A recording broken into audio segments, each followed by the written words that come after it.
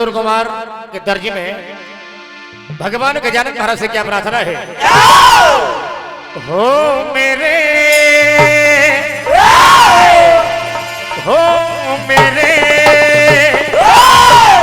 गजी बदन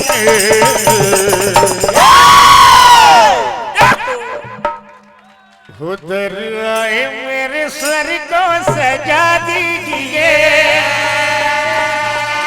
क्या कहना है? हो मेरे गजी बदन उधर आए मेरे सर को सजा दीजिए। हो मेरे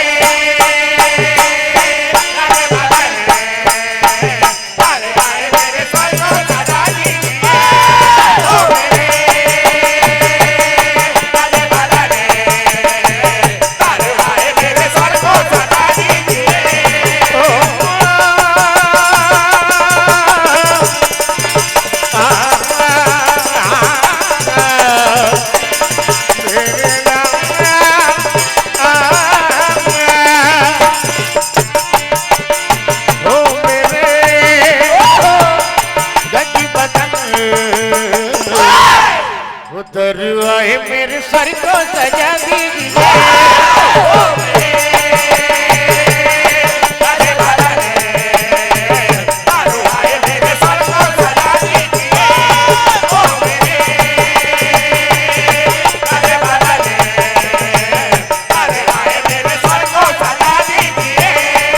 और भगवान गजानन महाराज से प्रार्थना है, देवों में पहले तुमको मनाए और सभी हम